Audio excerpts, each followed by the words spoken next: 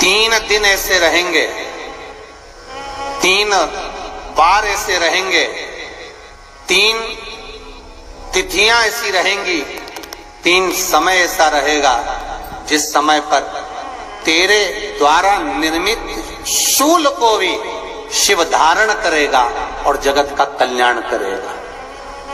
3 दिन, 3 तिथियां, 3 बार, 3 नक्षत्र, 3 घड़ी, 3 पल।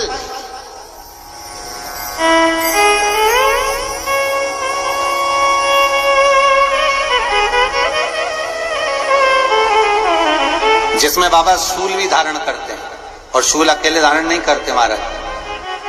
जो धतूरा होता है ना, दर्शन करें धतूरे के, कांटे कांटे सा होता है धतूरा, तो वो धतूरे के साथ में बाबा शूल धारण करते हैं। बेलपत्री के शूल को, ये बहुत बहुत आनंदमय कथा है महाराज जी। जिसके जीवन में हमेशा कांटे ही मिले हैं। बेटी बड़ी हुई तो घर में मायके में दुख देखा, और मायके से गई ससुराल में तो ससुराल में दुख देखा। ससुराल में भी दुख देखने के बाद में भी पति को बहुत कुछ काम खुलवाया, बहुत धंधे खुलवाए, नौकरी लगवाई, पर वो पति बार बार छोड़ कर आ गया, बार बार तकलीफ भोग रहा है, बार बार कष्ट भोग रहा है।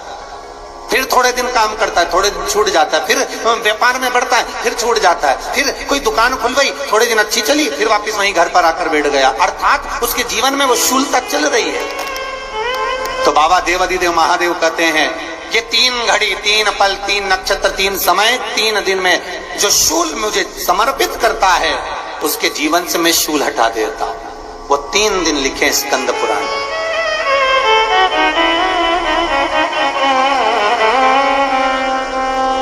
महाराज, बैसाख महीने में जो प्रदोष आती है, बैसाख के महीने में बहुत ध्यान से सुनना भाई, जो अपनी जिंदगी से बहुत तंग आ गए हो, परेशान हो गए हो, कष्टमय जीवन जी रहे हो, बहुत दुखी हो गए हो, उनके लिए ये स्कंद पुराण का चरित्र फिर मिले ना मिले, आप प्रेम से सुन लो भाव से। पहला, बैसाख महीने की प्रदोष, चाहे वो शनिचरी प्रदोष हो, चाहे रविवार की हो, सोमवार की हो, मंगल की हो, बुधवार की हो, गुरुवार की हो, शुक्रवार की हो, शनिवार की हो, कोई भी वार की हो, पर बैसाख महीने की प्रदोष, प्रदोष काल में शाम का समय सूर्य डूब रहा हो, बस डूबा ही हो, और उस समय पर सूर्य के डूबन के तुरंत बाद बाबा को धतूरे के साथ में बेलपत्री ना चढ़ाते हुए, बेलपत्री के वृक्ष के 7 कांटे बाबा के शिवलिंग पर समर्पित करे जाते हैं महाराज, अपनी जिंदगी में अड़चनों को हटाने के लिए। फिर आप जिस व्यापार में उतरे, जिस व्यवसाय में उतरे, जिस नौकरी में उतरे, आप दिल से करें, आपको तरक्की मिलेगी। आप हार नहीं सकते, नीचे नहीं आ सकते, उन्नति पर ही चढ़ेंगे।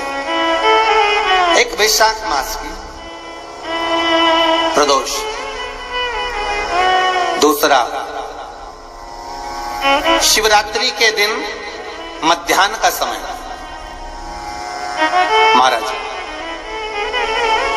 जो बड़ी शिवरात्रि होती है माघ की, बड़ी शिवरात्रि के अंतर्गत मध्याह्न का समय, दोपहर के ठीक 12 बजे,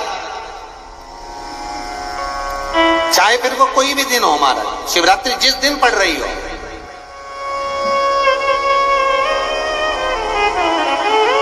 उस दिन भी धतूरे के साथ बाबा को 7 कांटे बेलपत्री के वृक्ष के समर्पित होते हैं महाराज। इसमें आप ये वाले जो कांटे हैं, जो शिवरात्रि के दोपहर 12 बजे वाले हैं, अगर कोई मदिरा पीने वाला हो, व्यसन में डूबने वाला हो, कोई जुआ खेलने वाला हो, कोई गलत वैश्यावृत्ति करने वाला, या अपने मार्ग से विचलित कोई व्यक्ति है, उसके लिए भी ये कांटे बहुत काम आते हैं महाराज।